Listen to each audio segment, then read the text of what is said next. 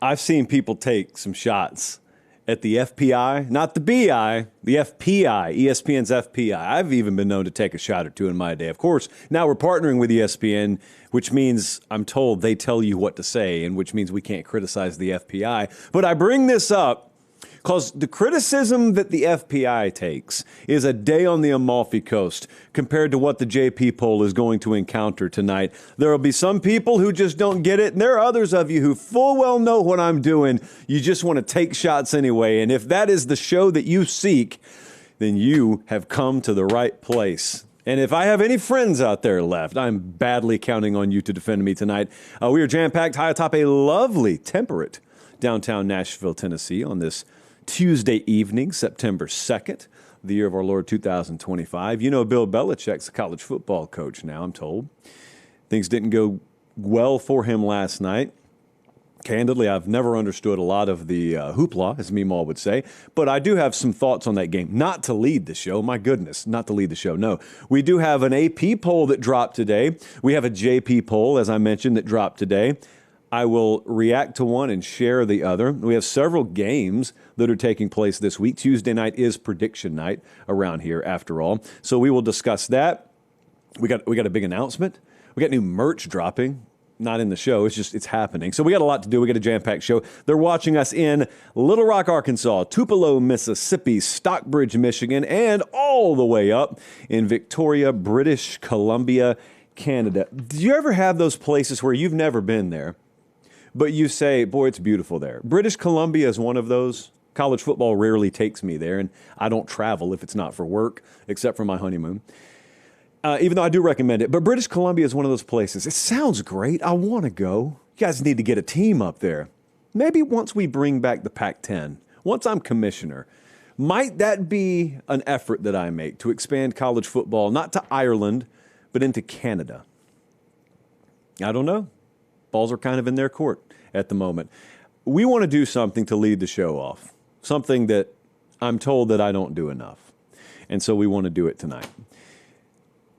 I was wrong about some things. Did you hear me all the way in the back? Yes, even me. I was wrong about some things. Now, we do have a long-standing belief on this show that we've never actually been wrong. I've never been wrong. It's either I've been right or kids, coaches, or officials just screwed up. And it's my belief I shouldn't be held accountable for their screw-ups. I should just get the credit when I'm right. However, in a much more real and logical sense, I was wrong about some things. To what degrees have I been wrong so far? Well, we talked for 6 months. You talked, I talked, we all talked. Mine just happened to be in a microphone, so there's a record of it, about what we thought about the upcoming season, which is really fun to me. I've never been a guy who says that you shouldn't have preseason rankings. Have them. Just be willing to adjust. And that you should never have preseason thoughts and beliefs. Like, some people really think you should spend all of May, June, and July with your family, not paying attention to college football whatsoever, and you should just wait for the results to happen on the field. What a terrible way to live. Horrible idea. Horrifically bad strategy in life. So I've got beliefs just like you guys do. What's fun is to make sure that you write them in pencil, figuratively, so that you can pivot once you realize that what you believed was a lie. So some of the things that I saw in week one that I may have been wrong on. LSU is one team that I may have been wrong on. I say may because we've only got 1 week so far. But that offensive line played way, way, way better than I thought they would on the road against Clemson. And the reason why I'm pretty confident that I was just underestimating them is because if they could get it done in week one in that environment, I'm pretty sure they're going to be okay. Oh, by the way, in that environment against that level of competition. Because you can say whatever you want to about Clemson offensively, and I will in a second, but defensively, they're the real deal. That Clemson defensive profile is every bit as strong as some of the best that LSU will face the rest of the way. So I think if we have that, then we've got offensive balance. And look, they only ran it for 3.5 yards per carry the other night. That's enough. That's enough. Got 108 on the ground. That's enough. Because also every defense you face is not going to be LSU. And you know good and well, once Nuss starts slinging the ball and that wide receiver core does what they can do, I have confidence above and beyond what I had in the preseason that LSU's offense will be balanced enough. And if they have that, like I said when I predicted them to go 8-4, that's my biggest exposure team. Because if they show those elements And we're going to find out early on against Clemson. I said that all summer. Well, if they have those elements, then that's the kind of team that even though I'm predicting them to win 8 games, they could quite literally win a national title. They could be that caliber of team, because those one or two things, if you turn the gear this way and you turn the knob that way, you know what kind of players they have down there. Like, you know what kind of athletes they have. So, may very well have been wrong about LSU. I don't think I was wrong about Notre Dame. So Notre Dame lost the other night. I actually predicted them to lose week 1. So the result was not a surprise to me. The question is, are there any of you, and most of us did, who had Notre Dame ranked or power rated near the top of the country? Were we wrong? I don't think so. In the net, I was actually a little encouraged the other night because they didn't run the ball all that effectively at all. And C.J. Carr still had him in the game. That's a -2 turnover game that they're still right there in. 1 possession game. They lost by 3 on the road with a new quarterback. That is encouraging to me because I think I know their wide receiver core is good. I think I know that. I know Jeremiah Love can run the ball and Price can run the ball. I know they've got talent there. I will blindly trust Notre Dame's offensive line play forever after what they showed me last year. So, no, not that anyone accused me of this, but I don't think anyone was wrong about Notre Dame for having them power rated or ranked really high. Now, what they do have is a lot lower margin for error. So they play Texas A&M in a couple of weeks. Going to be a war. That September 13th slate, kids. Make sure you don't plan any picnics that day. Some of you are already suckered into weddings. I don't know what I can do for you at this point. Fake sick? I don't know. That's your fault, not mine. And then they got a game on the road at Arkansas a couple of weeks after that. Who knows? Boise after that. Who knows? But just a little lower margin for error. That's all the problem there is with Notre Dame. Texas had them number 1. J.P. Poll had them number 1. They went and they lost to Ohio State. Still not ready to say I'm wrong on them. Expected more, so I guess to expect more offensively out of them, I was wrong there. I guess to expect a little more out of Arch Manning, I was wrong there. But I feel like I'm vindicated on Arch because I never said Heisman and Arch Manning in the same breath, except to say I don't think he's the Heisman favorite. So I was more reasonable, I think, on the expectation. Also, have you noticed this sort of reactive bubble that keeps inflating? It's like everyone is yelling for the Arch hype to stop. And the outrage over the Arch hype has now dwarfed the Arch hype. I don't know.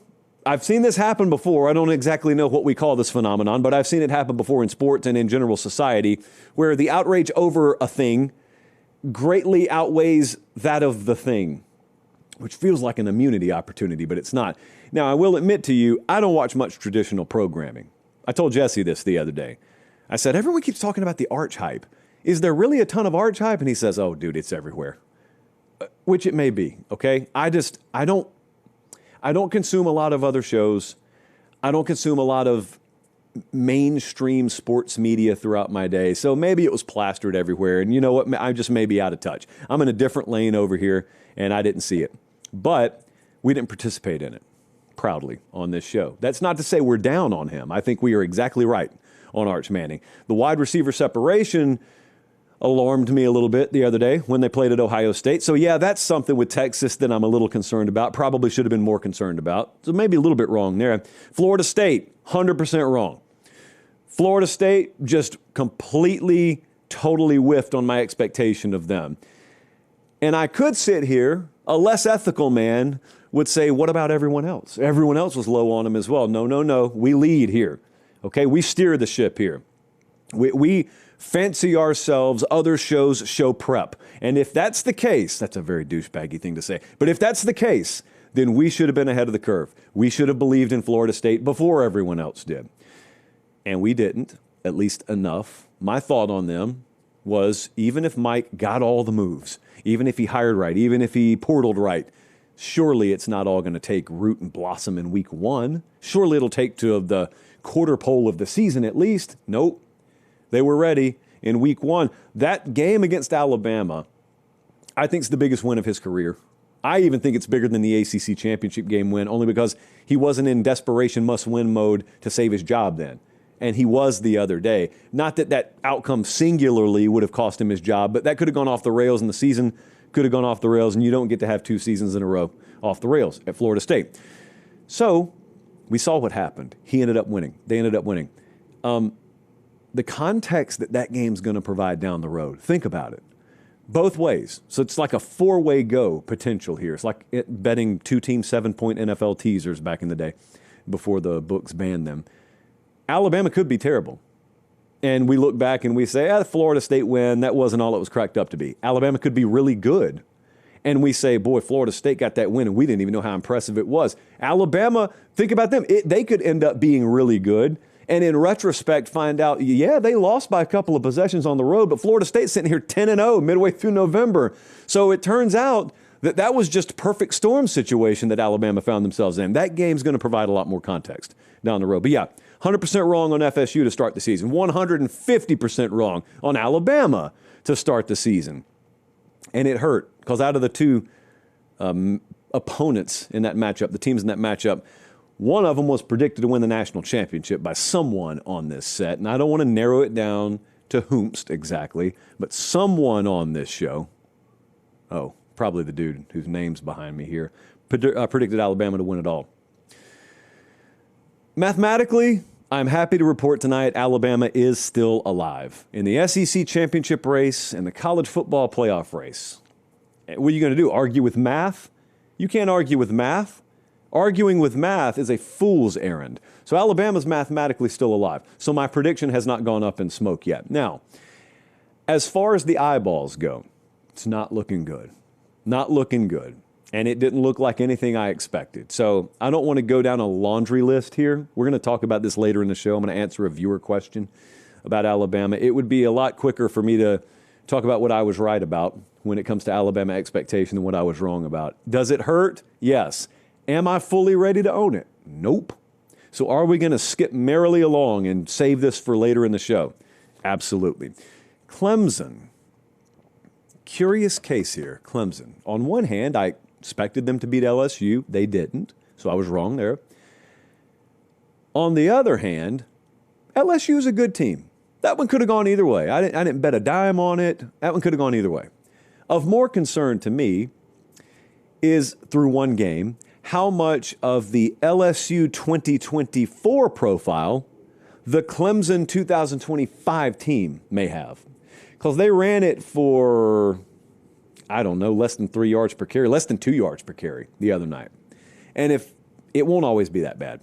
But if they can't run the ball, which maybe I underestimated as a problem. I knew they didn't have Maffa anymore, but I didn't know it was going to be that bad. So if it really is that bad or anywhere remotely close to that bad, they're going to ask Cade Klubnik to do too much. And I will maintain the same stance I have maintained with him and a couple of these other dudes who are high aboard or high atop these draft boards and whatnot. They are who they are. They may just be who they are. And if you ask them to do something within their ability range, good. They'll do it, probably. But if you ask them to exceed that of their ability range, they're going to disappoint you. And then you're going to call them a bust instead of blaming yourself for having outsized expectations. And if anyone thinks Cade Klubnik can overcome a poor ground game and lead Clemson to any kind of national championship hunt, I think you're wrong. And it's not like I picked him to win the national title, but if anything, if I was wrong about Clemson, it could be even I slightly missed how much they may struggle running the ball this year. I knew they may struggle. I think I may have underestimated the struggle a little bit. Tennessee is the last one. Tennessee, I think I may be off on them. I think I looked at that game against Syracuse, and they had some turnovers early. They pulled out to a big lead. 5 sacks, 7 tackles for loss they recorded, and that wasn't even what stood out to me the most. What stood out to me the most is when I finally got to watch the game Sunday, offensive line looked incredible to the point where you almost find yourself having to pump the brakes. You find yourself having to say, Josh, it's just Syracuse. Don't get carried away. And then you watch another play, and they drive block a guy 7 yards downfield, and you're like, oh. And then you start fanning yourself a little bit, and you start saying, though this defense looks familiar, that offensive line is not the offensive line I feared they'd have. Boy, this quarterback looks like he's been playing for Heupel for 7 years. Just things I didn't think I would say. I didn't think they'd lose to Syracuse. I didn't think they'd click that way against Syracuse. So be careful. I have to tell myself this multiple times at this time of year. Be careful. It's one game. It is 1 out of 12 samples that we're going to get of these teams. However, if that offensive line really is remotely that good, if Joey Aguilar really does that seamlessly fit into Josh Heupel's system, and if that defense really didn't take that much of a step back, that's the biggest potential mover. That fundamentally changes the SEC picture. Because, see, Tennessee's got a workable schedule. They got Georgia coming to them in 2 weeks, by the way. That is a fundamental game changer in the SEC, because if those elements of Tennessee are there, I'm going to whisper this because it's only 1 week, Tennessee's an SEC championship contending type team, instead of one that is in a cycling year, like a reload year. We'll get them in 2026, which is how I viewed them preseason. Them in Michigan, I kind of viewed the same way. Not falling off a cliff, 2025 kind of a reset, get ready for 2026. Maybe they will be that, but they looked impressive. More impressive, at least, than I thought. Now, if you're a detractor of Tennessee, I get that you're armed with the whole, but it was Syracuse bullet in your chamber. Fire it. That's fine. And I don't think they're going to knock anyone on their ear this week, but they got Georgia coming in there in 2 weeks, and they hadn't beaten them in a long time. They hadn't consistently beaten them in a long time. At least I don't know what the last time they beat them was, but that is their shot. That's their shot. Everyone's circling Georgia. It's almost like I should have picked Georgia to win the SEC. Paper pop, because we got something really, really substantial that's about to happen on the show. So as you know, Quick Trip fuels, there they are, Quick Trip fuels the Fall Don't Lie tour. Or if you're new around here, maybe you don't know that. So we go on a tour every Saturday in the fall, and Quick Trip fuels it. Thank you. Quick Trip also has cold brew on tap, great, delicious snacks inside, the best gasoline, I would say, in America, if not the world, outside.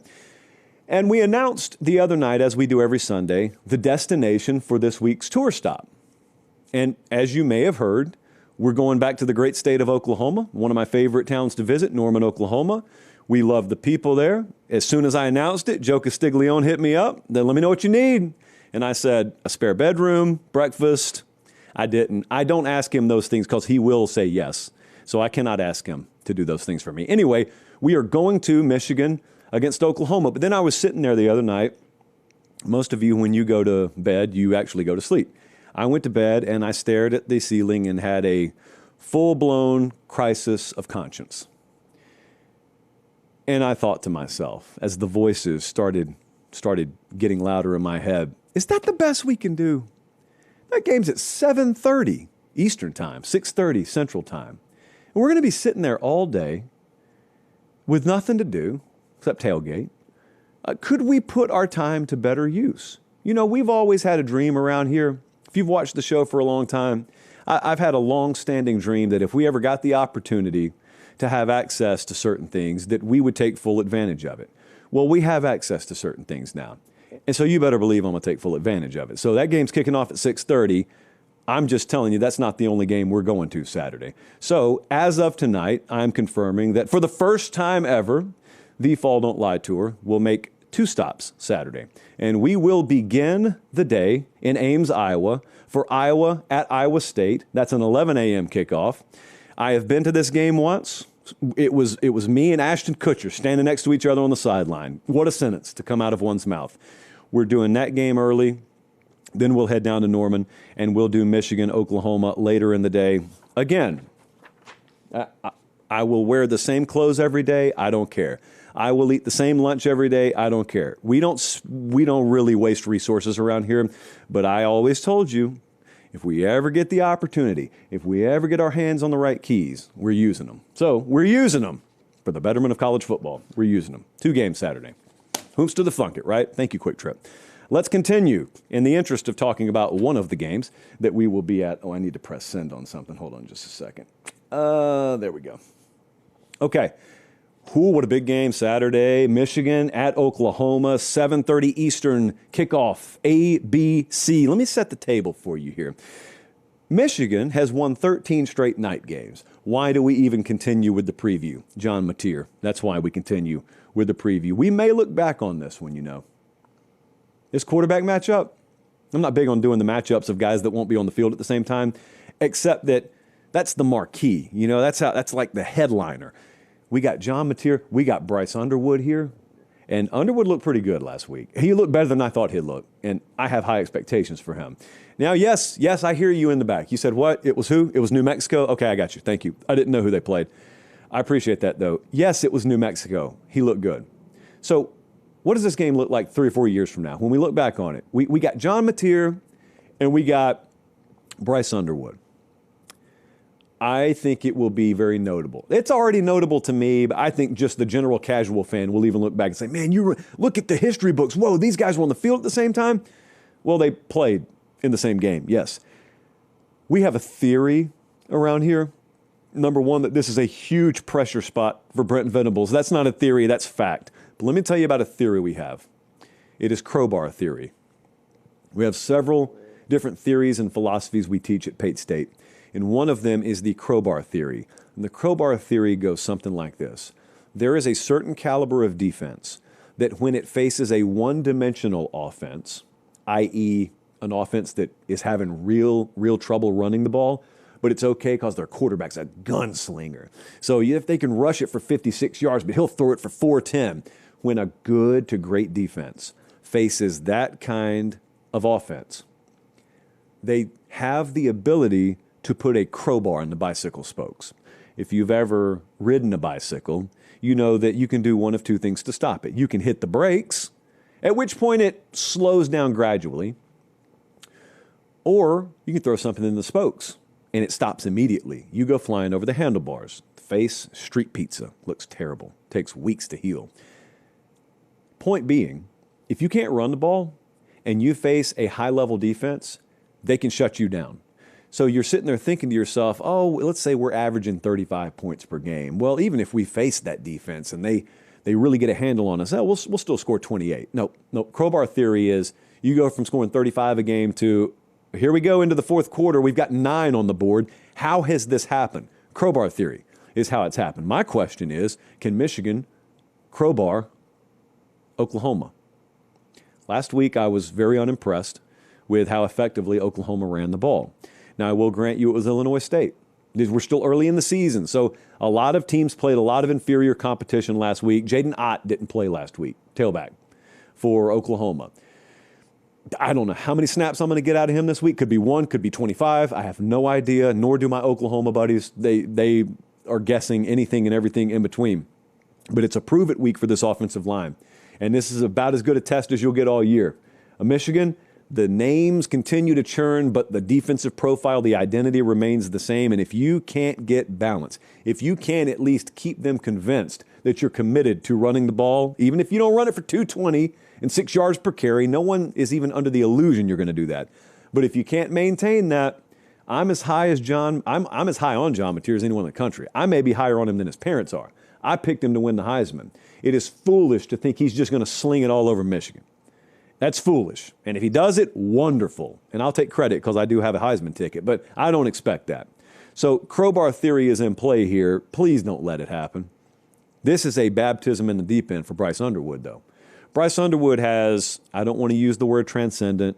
I don't want to use the word generational. He has a ton of talent, but he is a true freshman quarterback starting on the road in Norman, Oklahoma against Brent Venables.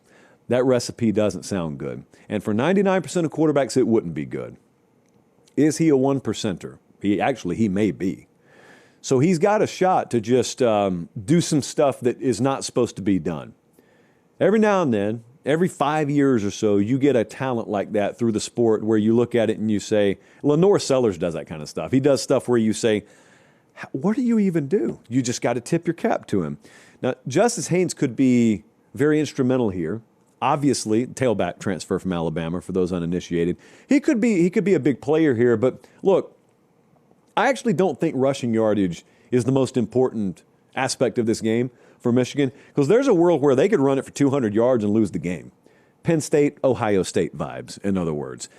It's great if you do run it for 200. I strongly advise it if you can do it, but their wide receivers are going to have to step up because there's a world where Michigan just runs the ball, not at will, but they run it at a pretty good clip between the 20s, and then the field gets compressed down in the red area where Brent Venables shines anyway, and you have to settle for threes, or he gets you in third and long, and then you make ill-advised throws, and he turns you over, and you're looking at the box score saying, boy, we've outgained them. Man, we're running the ball 5.2 yards per carry. What's happening? Well, what's happening is you're doing that in a wide open field. And when the field's not wide open anymore, they're stoning you. The total in this game is fascinating because of that. There's crowbar theory two ways in this. So the running game, I think, will be there to some extent for Michigan. But tight ends are their best threat catching the ball, as far as I thought preseason, and it's well within their right to prove me wrong. But I think because of the two dynamics that I just talked about, I think quarterback mistakes are going to go a long way in deciding this game. I think it could honestly be the padlock stat. Quarterback mistakes could be the padlock stat in this game because there is a chance that neither run game finds a ton of consistency. Michigan was under 3 yards per carry last week, absent 2 explosive runs. Now, those explosive runs count. And if you got them against New Mexico, maybe you can get them against Oklahoma. But if they limit the explosive run, Michigan didn't light the world on fire yards per carry on the ground last week, nor did Oklahoma. Both of them are facing way better run defenses this week than they did last week, which means what if both ground games get stifled? And we got one guy in John Mateer facing a way higher caliber of competition than he's ever faced, biggest game of his life. And we got Bryce, obviously a true freshman, on the road against Brent Venables' biggest game of his career by 10 miles. That is a situation ripe for quarterback mistakes to decide a game. Wide receiver rooms, I think, have a decided edge to Oklahoma here. It's just, can Michigan profile the game in such a way where they look and say, hey, remember all those years Ohio State had the wide receiver edge? Remember all those years it didn't matter? They could profile the game that way. So let's take a look at what the model thinks. Right now, FanDuel has Oklahoma minus 5.5. Model completely agrees. We've got Oklahoma minus 5. Man, I could paint this thing either way. I think it's going to be a very, very tight game. And in that kind of game, I lean Oklahoma. I have liked Oklahoma in the game for a while. The more I look at it, though, and how much newness and how much uncertainty there is, I think it's going to be really, really tough to peg this one. So I'm going Oklahoma to win, but anything over 3, I am taking Michigan and the points. I'm not betting on this game. At least I'm not betting the side. I do have a little feel about the total, which we'll talk about in the Ramen Noodle Express a little bit later. They're watching us in Bainbridge, Georgia, Reno, Nevada, Lubbock, Texas. I also want to quickly say thank you to everyone watching live. You know, we had our most watched show ever the other day, so I appreciate that. A lot of you subscribe. We had like 2,000 subs per day. Keep that rolling. It's a free show. I ask you to do that before this next segment.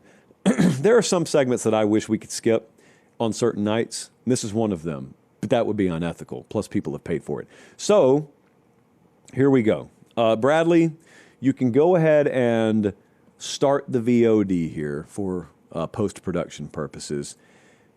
Week 2 edition of the JP poll is here. I'm going to remind you once more, and I've got to take on a very serious tone here because we're about to do some controversial things. Some say the most controversial ratings of the modern era about to drop. Rankings are great. The AP has rankings. The coaches poll has rankings. A million different writers release their own rankings. That's wonderful. I choose not to because there's already plenty of them out there, and most of them look the same. What I've always been fascinated by is the more predictive model, which means I really love what odds makers think on a game. And not to say that that's merit-based. It's not. You're going to see many instances, one very notable instance in tonight's numbers, of a team that's lost to another team and is still power rated above that team.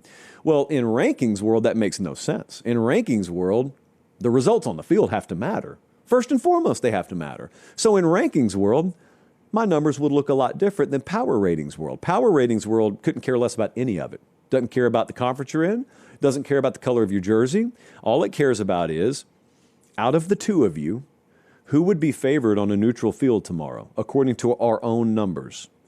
And that's the order that we put the teams in.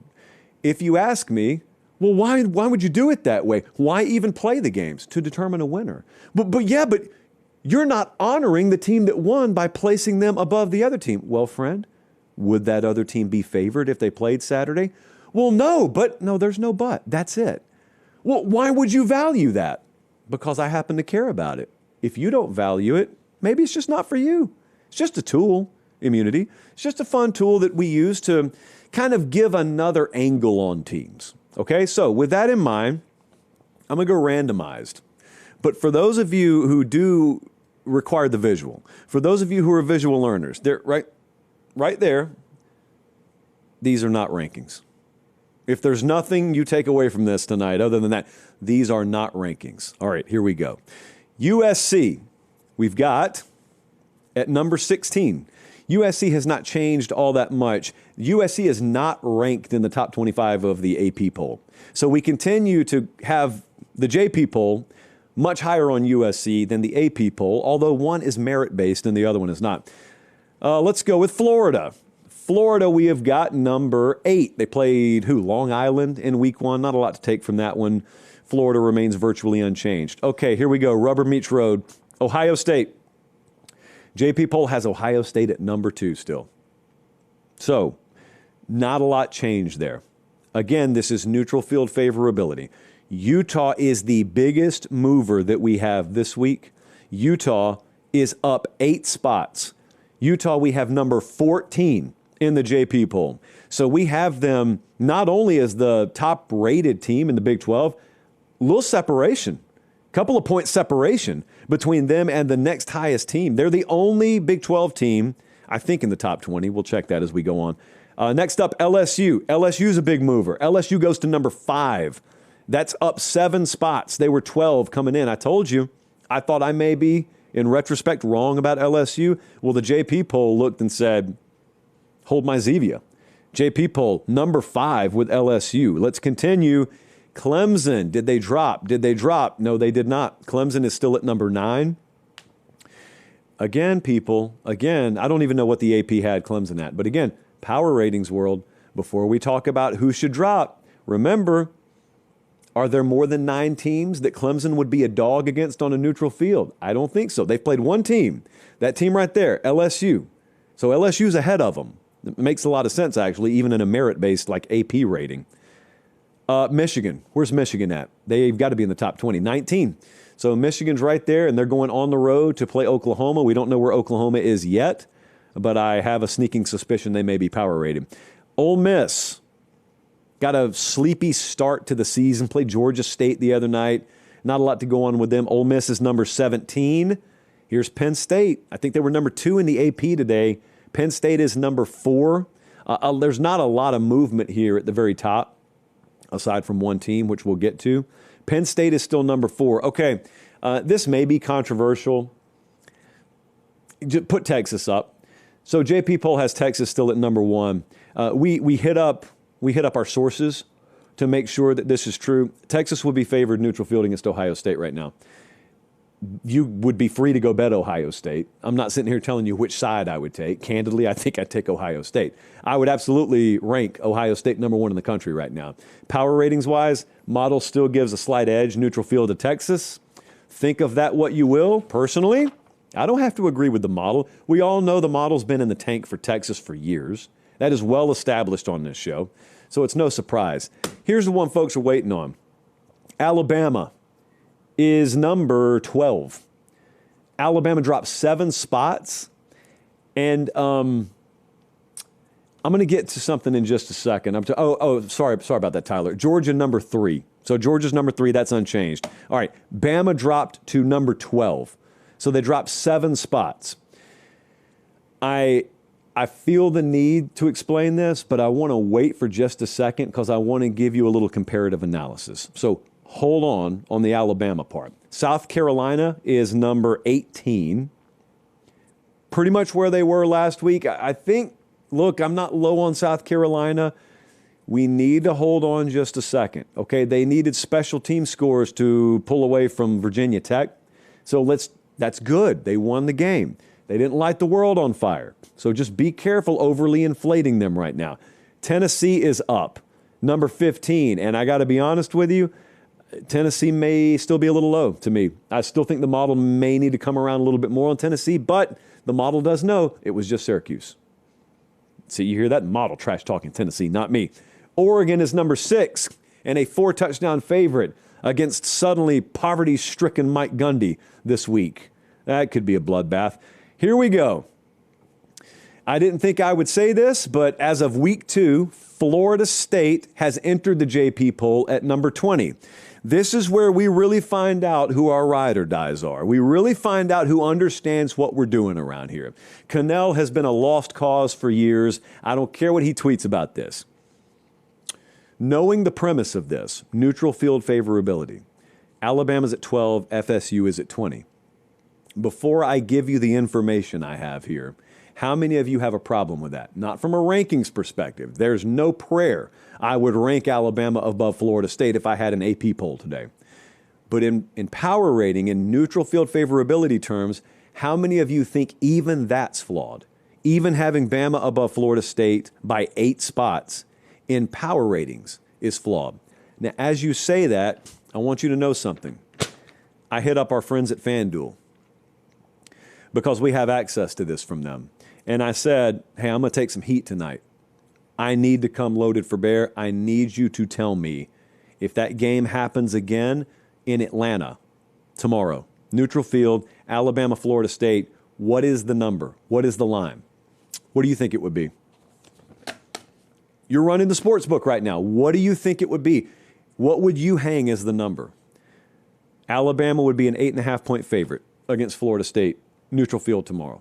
So this is correct. There's no arguing it. It's correct. It's either whether you understand the methodology or not.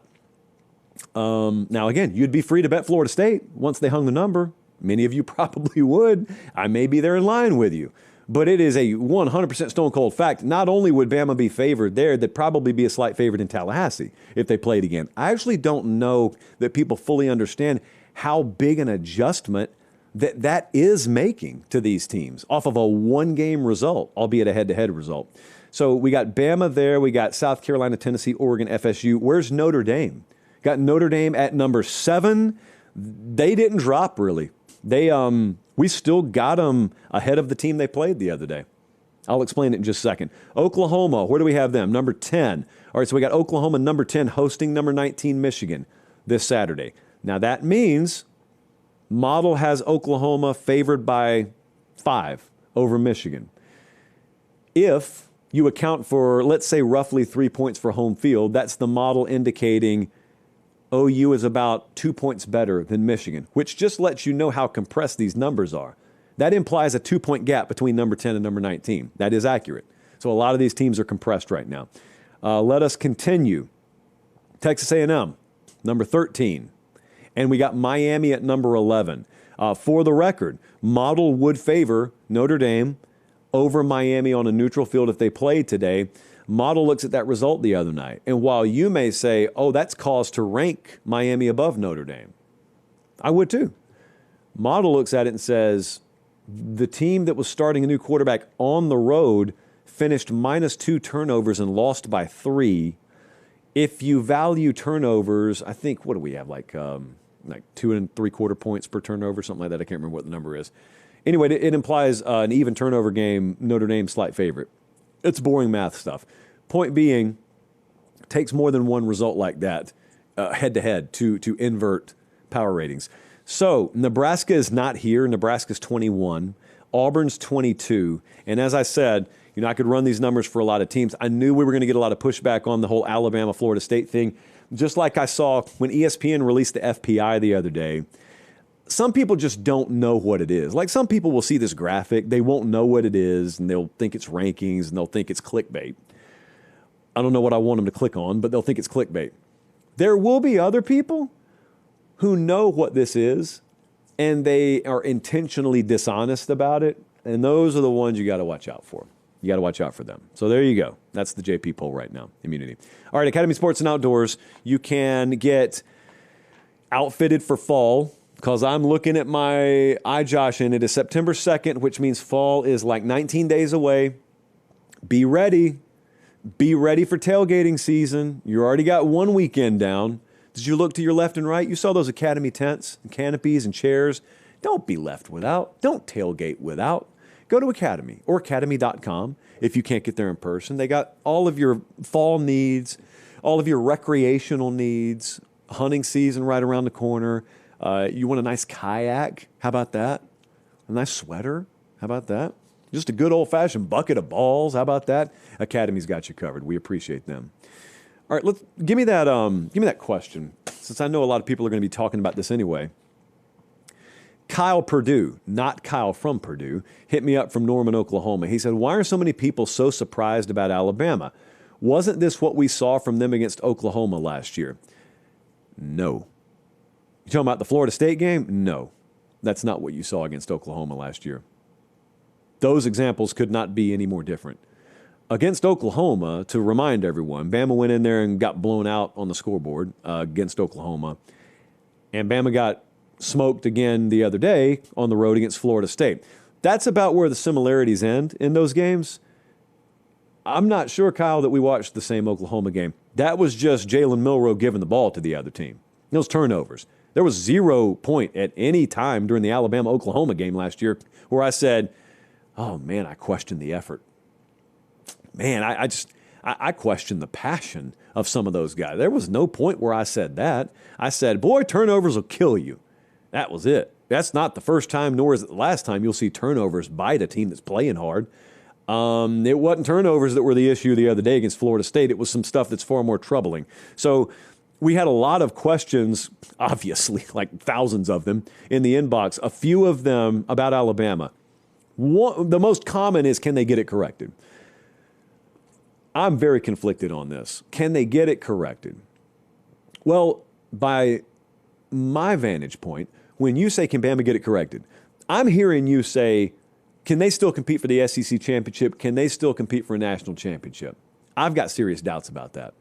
But I will grant you, there is a non-zero chance that, yeah, they can get it all corrected. Because there's a non-zero chance, non-zero meaning the percentage is small to me, but it's not zero, so you have to acknowledge that it's real. There is a chance that those injuries just mattered a whole lot more. Tim Keenan missing off the interior of the defensive line. Jam Miller missing from a ground game that they once again abandoned, which was all too familiar a theme last year. Yeah, there's a chance that those injuries just really mattered a lot more. There's a chance Florida State's a great team and no one knew it yet. That's why I keep talking about the future providing way more context for this game than we have right now. Because if we get to November and FSU's heading towards an 8-4 season, it's a lot different than, man, FSU's heading towards an 11-1 season. They're going to Charlotte playing for the ACC title. In retrospect, it wasn't the worst thing in the world to get beat by them in week 1 on the road, ambush style, before anyone knew what they had. Don't know what the context is going to be. But I saw our buddies, college football nerds, say this. And this is, once again, if you're a Bama fan out there looking for hope, you know, you're looking for stuff that's correctable. Frankly, some of the stuff I saw, I don't know that it's correctable. But maybe I'm wrong. They said, it's hard to look physical when you're not in the right hole. Well, that's true. That's true. And for their sake, I kind of hope that's the reality. Just misalignment, poor fundamentals. Now, these are not good things, but it's far more preferable to fundamental, like terminal issues like guys don't care enough, guys loaf too much, energy, buy-in, effort, you know, these sorts of things. I'd much rather you just be in the wrong hole because I can coach you there in one frame. I can't coach you in the other frame. At least during a season, I can't. What could they show Saturday? Someone else asked. What could they show us? What could they show me as a 37.5-point favorite against UL Monroe? Nothing. They couldn't show me anything to change my mind on that. In fact, the kind of team whose heart I question and whose heart gets exposed against Florida State is the same kind of team that really flexes on inferior opponents. So even if I'm right about my reasons to doubt Alabama, I think they'll go crazy against UL Monroe because that's the kind of team you can do that against. So there's nothing they can show me Saturday. Certainly it could go bad, but there's nothing, redeemable that I would look at from that result and say, oh, everything's fixed. That's impossible to draw from Saturday. But, yeah, there is a chance. There's absolutely a chance. I know the folks in that building. It's not that they don't care. It's not that they don't work hard. I keep on going back to having seen this team practice, and one of the other questions that has been asked the most, what about what you said you saw at practice? Well, I didn't tell you a lot of what I saw. I spoke generically. But I did say that's about as hard a hitting practice as I've ever been at. That defense flew around at that practice. Well, I didn't imagine that. And I'm not standing there alone watching that. I got other very, very veteran football-minded people. They're watching it with me, echoing the same sentiment. Well, they're not watching ghosts. It's just that the consistency in performance has to be there. So, you know, I hated what their sideline felt like the other day. I hated how shell-shocked they look. Consistently outside the LSU game last year, how this team has performed on the road the last 2 years is disappointing. But is there a world where it's corrected? Absolutely. It's a really talented team. Yeah, absolutely there's a world where it's corrected. That's still a really high-caliber coaching staff, I think. Sure, there's a world where it's corrected. Is there a world where I can fully trust them? No, I don't think so. I don't think so. So I'll have that in the back of my mind for the rest of this year. I'll be hesitant for the rest of this year. I'm sure I'll pick Bama to win games. They'll win some. I'll be hesitant because I'll always know, especially when they go on the road, I'll always know in the back of my mind that Florida State result was not fake. It really happened. And if someone was guilty of exhibiting that on tape one time, could happen again. So, yeah, it could get corrected, though. It's not the end of the world. It's not the end of the season. They could absolutely rebound. And let me tell you something. It's not just Bama. There are some teams out there that are going to get pantsed like that. You just don't know it yet because they didn't play good competition in week one. So there's some posers out there that are masquerading as contenders because they were favored by 40 in week one. So in some ways, if you're going to get exposed, you want to do it in week one if you're going to get it corrected. Now, there's no guarantee it gets corrected is my point. Everyone wants to believe once you've seen a poor result, oh, that's the bottom. Okay, so that's the floor. Now, let's see how quickly we can climb up. How do you know you can even stand to climb? How do you know that? Florida State thought that last year. Florida State came home from that Georgia Tech game and said, all right, let's regroup, let's get it fixed, and let's get to work. There was no fixing it. I don't think Alabama's going to suffer that same fate to that degree, but there's no guarantee. You know, for all the optimism and hope that you have on one side of the coin, you do have to acknowledge the darker underbelly, the other side of that coin, that's also a possibility. And that possibility is that the result you saw against FSU is not the last time you'll see that. That's the trust factor that I'm struggling with right now. There was another game last night, you know, Labor Day weekend. We have Thursday games, Friday games, Saturday, Sunday, Monday, just college football. I don't know why we don't do it every week. The NFL insists on existing, though, and I'm told they do pretty good numbers, so whatever. All right, so Bill Belichick makes his debut last night, and North Carolina takes the field. What a spectacle, what a circus that was. It looked beautiful, right at sunset, and all the fireworks and everything. It looked great. As is sometimes the case in this sport, there's great build-up to the game, great pageantry and pomp and circumstance, words I never understood going together, even though I just said them. Unfortunately, kickoff had to happen, and what we got dropped in our laps is a good old-fashioned TVMA special, because North Carolina got outgained by 320. They allowed 29 first downs. In September? No, in this game. They were 1 of 10 on third down themselves. They got outrushed 258-50. They also gave up 2 defensive touchdowns.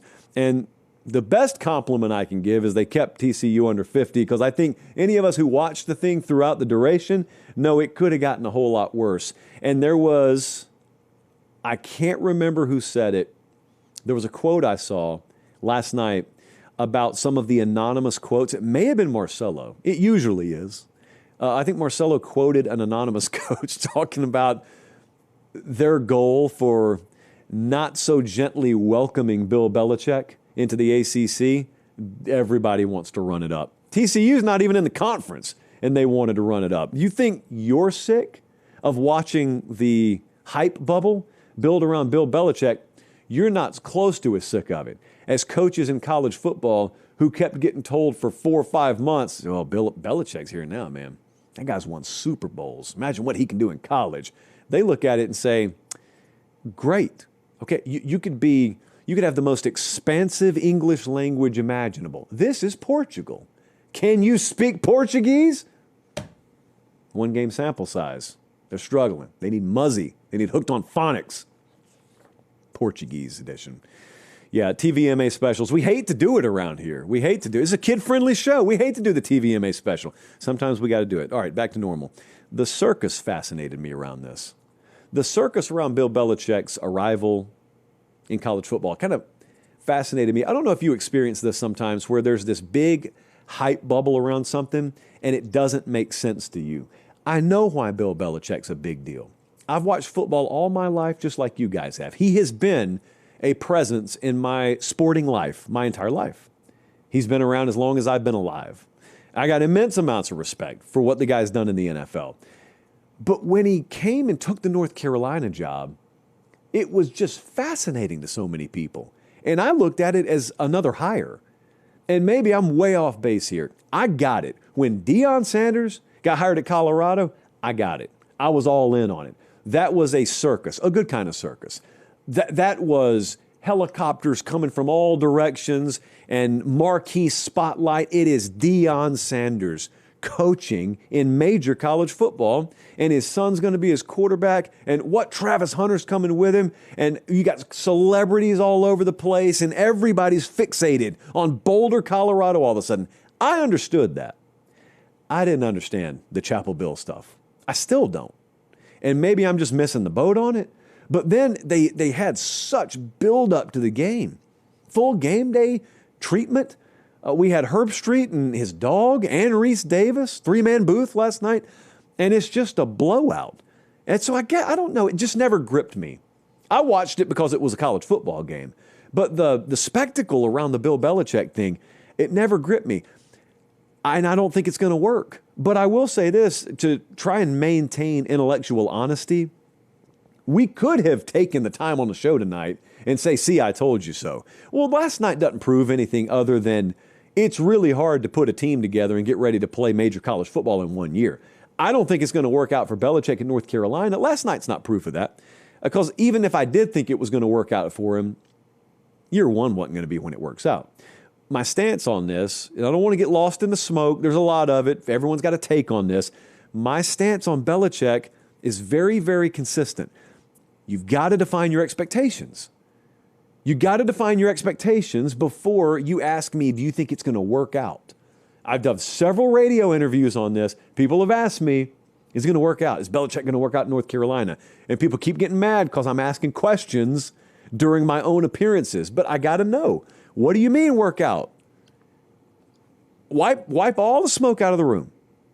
Just stick to logic here for a second. Belichick gets hired at North Carolina. Perennially, this has been somewhere like a 7.5 win, maybe 8 win on average. Right. That's kind of what they've been. What do you expect from him? If your expectation, as you pay him 8 figures per year, is to do that, yeah, it'll work out. I do think it'll work out. By my estimation, when you're paying him what you're paying him, and he's getting the attention he's getting that attention because the expectation is he'll do more at North Carolina than his predecessors. That, I don't believe, will be a reality. Last night notwithstanding, okay, they could have taken TCU to the wire last night. They could have beaten them by 3. It would have been fascinating, but the line on the game was 3.5, so it wouldn't be this monumental upset or anything like that. But I'd maintain the same stance tonight.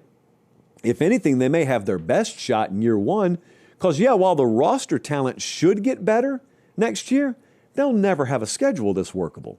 So there is a little trade-off there. But what's the expectation? Okay, that's all I want to know. If your expectation is he's going to compete and be a fringe playoff contender, I think you're wrong. I don't think he will ever reached that status at North Carolina, because I think there's a fundamental misunderstanding still of how different college football is to the NFL. And a lot of what succeeded and what you were able to do in the NFL that can't translate to college football. You can't lock guys in the building all day. You can't draft them. They've got to choose you. And that means if you're going to be a playoff caliber program, by the way, not 7 or 8 wins, you can't be taking everyone's backup options. You got to go head to head in recruiting with Clemson. You've got to beat Florida for a kid. You got to beat Miami for a kid every now and then. Can you do that? Oh yeah, we can spend. So can they. And they got results to back it up. And you can talk about how you have won Super Bowls. Have you ever developed college football players to go play in the NFL? No, you haven't. And you're doing it for the first time in your 70s. The stat we threw around the other day, Belichick's older than any 3 of his players combined. That's not ageism. That's not me taking a shot at him. I'm not smiling. It is quite literally a fact that he is trying something new in his 70s. Saban checked out at this age. And Saban had been doing it his whole life. And he looked at it and said, I don't know about this anymore. Bill Belichick's just trying to figure it out now. And so, if you're going to be better than they've been, that means you've got to do more in talent acquisition than what they've done. I don't know that they'll be able to do that. That's my only hang up. They get the players, they'll be fine. If they get the players, they'll be fine. Will they get the players to the degree they need to be a playoff contender? I don't know that. Here's what I do know. The show started at 7 Central tonight. At 6:52 p.m. Central, Alex, who is a wizard with PateStateMaterial.com, the merch store, is blowing up. She hit me with 3 new designs. I didn't even have time to get it on the board. The Ramen Noodle Express collection, which, by the way, won us money in week 1. I want it to be known. After a bad week 1 last year, the Ramen Noodle Express won us money in week 1. We have new Ramen Noodle Express shirts, I'm told, in the store right now, as of this hour, at PateStateMaterial.com. I am buying some. I'm not even having her send them to me. I am buying some. That's how much I love them. Not to mention the Fall Don't Lie collection. So here's the way it works now. Now that we overhauled the store, we just add stuff to it like every day. It's really amazing. It's really amazing. We got really good designers. We got folks who know how to run that thing so I don't have to touch it. Unbelievable. And our numbers have been through the roof, and I'm going to figure out in due time how to give stuff away from that store. So that's coming, yes, for those of you who have asked. That's coming. But PateStateMaterial.com, you might want to head over there because there's some new selections that weren't available this morning. All right, this is the easy part of the show. Appreciate you guys watching live, by the way. Subscribe. That's the sound when you subscribe. It's free, and it makes that sound, and you don't get signed up for anything, but it does help us. The AP poll dropped today, the week 2 edition. They have to delay it a little bit because they got the Monday night game. So here we go. Let's take a look at what our friends in the AP decided to drop on us. Ohio State is number 1. And Penn State's number 2. So there was some talk out there on the streets about LSU potentially being number 1. Well, LSU shouldn't be number 1. Ohio State just won a national title. Now, I don't participate in rankings world, but if I did, of course Ohio State's number 1. Stop trying to overthink the room on this. LSU was ultra impressive. That's why they're right there at number 3. If you want to put them at number 2, okay, that'd be fine with me. Ohio State's 1. There's not even a serious discussion to be had. LSU 3, Georgia 4, Miami is 5. Now, here come the expectations with Miami, because they are legit. I don't doubt that. I didn't doubt that in the preseason. There were just a few things I wanted to see about them. Consistency in performance is going to be the key to their whole season, which it kind of is for everyone. But remember last year, they were so up and down, up and down. I'm fascinated to see if that team can get this many flowers this early in the season and maintain consistency in performance. And you know who else is fascinated to see that? Mario Cristobal. Oregon 6, Texas 7, Clemson 8. Texas dropped to 7, huh? I guess it makes sense. Okay, whatever. Clemson's 8. Either I'd have Texas higher or Clemson lower, I think. Notre Dame's 9. No problem with that. They shouldn't drop a whole lot. And South Carolina's, they're at 10. Okay, I got to remember this is not power ratings world. These are rankings. Okay, South Carolina at 10. There better be some upward mobility is all I'm saying. Got to get that wide receiver room still figured out. We got to be more dynamic pass catching. We got to help Lenore Sellers out. Illinois is at 11. Do you know what Illinois does this week? They go on the road to Duke. That's a very underrated game. They're a 2.5-point favorite at Duke. But I got no problem with the ranking. I don't have a problem with Arizona State at 12. Florida is at 13. And look at FSU at 14. I may have them higher. I think if I were ranking, I may have them higher. This goes back to the whole logic of rankings, which I'll get to in a second. Let's get to it now. Okay. You know what? No, I'll get to it in a second because I want to get through this right quick. Michigan's 15. This note is fascinating. Listen to this. This is important. This is very important. I think this is from Chris Felica. Florida State, and Miami are all ranked in the top 15 for the first time since 2006 preseason. Inexplicable stat. Inexplicable. But you know what? You can't do anything about the past. The state of Florida, as I've told you a million times, is the key storyline in college football. Because if those programs collectively have their act together, therefore they keep more of their in-state talent home, not only does it help them, but it impacts Ohio State and Clemson and Bama and Georgia and everyone else that's gone into South Florida and raided the talent pool. You'll never totally cut it off, but you can severely limit the flow of in-state talent out of state. Through 1 week, things look promising. What do we got? We got Iowa State 16, SMU 17. All right, there's this glob of SEC teams that I promise you, OU, A&M, Ole Miss, Bama, Tennessee, any of your power ratings out there are going to have that entire group of teams higher because the power ratings world is going to be disproportionately reliant on talent ratings, recruiting rankings, portal ratings. You can decide what you think about that. But all of those teams would be a little higher. Indiana, Texas Tech, Utah's too low at 25. I don't think people watched them. I don't think a lot of people watched them. There's no way, even if you're just ranking teams, that you watched Utah the other night and said, yeah, I think there are 24 teams better than them. All right, I want to talk to you about the logic here right quick. This is one of many reasons I don't participate in this. So you either think of rankings one of two ways if you're an AP voter. You either do what some people do, and you just rank based on body of work, or you set your preseason rankings and use that as your default. Okay, here's what that means. Florida State, no one had them ranked in their preseason ranking.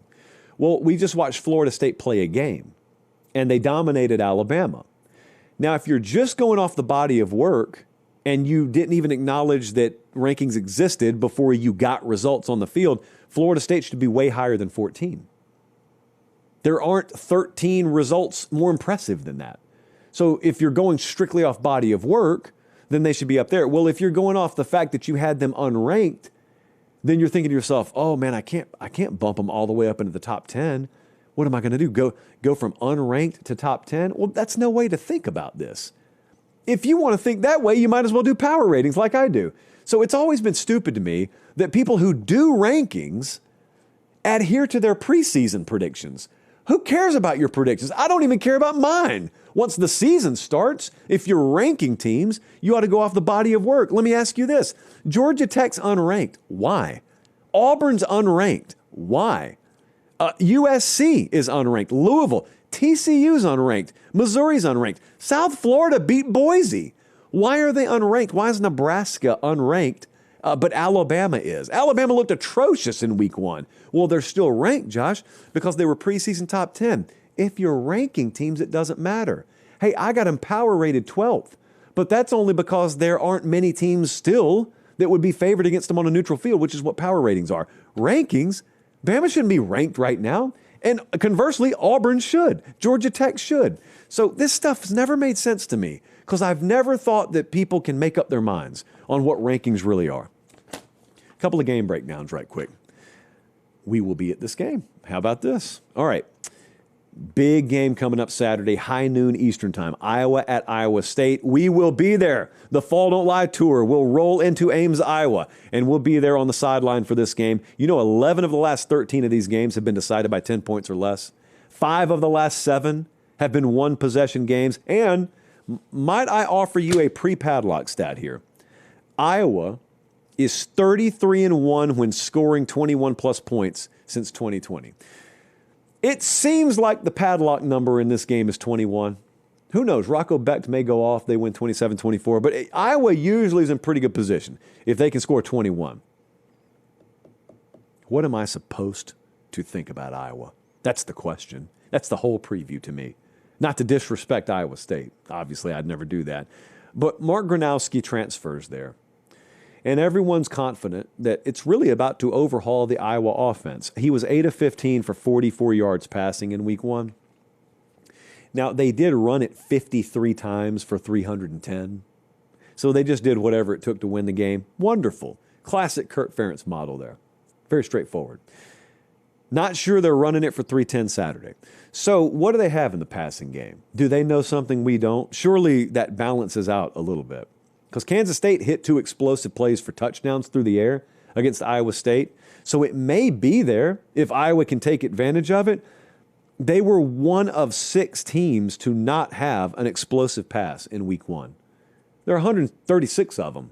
Only 6 of them failed to record an explosive pass play. Iowa was one of them. They were 126th in that category last year. So it could be more of the same situation, or who knows, maybe that transfer quarterback's got a little more than they showed in week 1. Iowa State is going to score. I have a little bit of confidence in saying that. It's been 2 games. Remember, they've played 2 games. Everyone else has played 1. Highest points per game through 2 games since 2017? No. And these haven't been cupcakes. One of them was a conference opponent in Kansas State. I need wide receiver. I need it. Yeah, I know you just lost 2 of them in the NFL draft. Need some wide receivers to emerge. The East Carolina transfer, Sowell, I believe is his name, needs to emerge. 3 of the top 5 pass catchers are tight ends right now. Hidden yardage is always key in this game. You want to gain as many yards as you can. It has not always mattered a whole lot here. Frequently, the team that gets outgained ends up winning. Turnovers, hidden yardage, field position, missed field goals, that sort of thing. Until further notice, though, Rocco Becht is the difference for me. Rocco Becht over the Iowa run game. Let's take a look at what the model thinks. FanDuel right now, current line, Iowa State minus 2.5. The model has Iowa State minus 2. I have, well, a complete inability to be unbiased here. So I am going to go Iowa State to win and cover, 3-point game, 4-point game, something like that. This one was a classic last year, and I think it'll be really competitive. Again, your over-under is 41.5 on this game, by the way. Going to be that kind of day. Game could be over in 2 hours, 30 minutes, like a Greg Maddux special there, but in Ames, Iowa, on a football field. Another game we need to break down right quick. Rivalry back, Kansas, Missouri. Beautiful. They played this thing from 1913, I think, until like 2011. And then, because college football does stupid stuff sometimes, it ceased. Now it's back. 2 teams with answers at quarterback. That's kind of how I see this. Jalen Daniels looked good, looked healthy so far. That's refreshing. And Bo Pribula, 23 of 28, 283 yards, another 65 on the ground. Now, they play Central Arkansas week 1, but that looked good. So, huge rivalry game here. I think quarterback run ends up being a huge edge here. Maybe not for Kansas, though. Jalen Daniels will get his, okay, the Kansas quarterback. He's very, very good. He's very good at designed runs, but he's very good at improvisation, too. So, he will first down you on a broken play about as well as anyone will in the country. But I'll tell you, that Kansas linebacker room is banged up right now. And their defensive front's good enough, but on 3rd down especially, I just think about Bo Pribula's opportunity that he has with his legs. Kansas, they got to limit explosive runs here. And I think he may have a few of them. And if Missouri wins, it wouldn't shock me at all if that's the difference in this game. I wonder on the other side, how much does Jalen Daniels have to do? Because that offensive line's going on the road. That Kansas offensive line is green. I think Missouri's defensive line has a decided edge there. Now, if I'm wrong, that fundamentally changes this game, but I don't think I am, or obviously I wouldn't say it. And Missouri's defense has plenty enough speed, much more speed than Kansas, have seen through the early portion of this season. So Fresno and Wagner, I believe they've played. That's one thing. Missouri's got a little different caliber of speed and athlete defensively. And so I worry that, if Jalen Daniels has to shoulder the load, it's not quite enough. And it's a big week for the Big 12, by the way. You know, if you're thinking about the opportunities that you get in out-of-conference games, this will be huge for them because Colorado didn't get it done against Georgia Tech. Cincy didn't get it done against Nebraska. Baylor didn't get it done against Iowa. Utah did come through against UCLA. But this weekend, you got this game. You got Oklahoma State, a 4-touchdown dog against Oregon. You got Iowa State. You got Arizona State at Mississippi State, where apparently there's a casino on every corner in Starkville. I didn't know that. Baylor SMU is this weekend. So it's a big weekend for the Big 12. Let's take a look at what the model thinks. Model's sniffing something here that I'm not. So Missouri is a 6.5-point favorite at FanDuel right now. The model kind of likes Kansas to cover. I disagree. I don't like the linebacker injury situation right now, and I don't like the line of scrimmage mismatch that there may be. KU O-line, Missouri D-line. So I'm going to go against the model. Anything up to 7, I'm going to take Missouri to win, and I'm going to take Missouri to cover. That number is available right now at FanDuel. All the numbers are available at FanDuel. Why? Well, because they are the official betting provider and odds provider of Pate State, and we appreciate them. Like I had to hit them in a pinch earlier today. You know, everyone out there has got a partner, but not every betting partner and odds provider really provides odds. I hit them up. I said, JP poll coming out tonight. Hey, I need some numbers. They gave us numbers. That's how we found out that Bama would still be an 8.5-point favorite neutral field against Florida State. Don't shoot the messenger. You can't. You're not in the room with me. Remember, you can use that QR code. You can go to fanduel.com/Josh Pate. If you're a new customer, you sign up, you bet $5 on anything and win. I mean, bet it on the surest thing you can find on there. Bet it on the money line for Oregon for all I care. You win, you get $300 in bonus bets. So not quite free money, but very close to it if you're smart. I'm going to end the show tonight with the Ramen Noodle Express. I have 4, count them, 4 best bets that we are going to offer tonight. I'm going to just rattle them off to you right here. Northern Illinois, plus 17.5. They're on the road at Maryland. We are playing Northern Illinois plus 17.5. That number available at FanDuel right now. James Madison plus 14.5 is at Louisville. That number currently available at FanDuel. Illinois on the road against Duke. I like Coach Brett to win and cover. Illinois minus 2.5. That is available at FanDuel right now. And we're going to first total of the year. Michigan, Oklahoma is going over 45.5.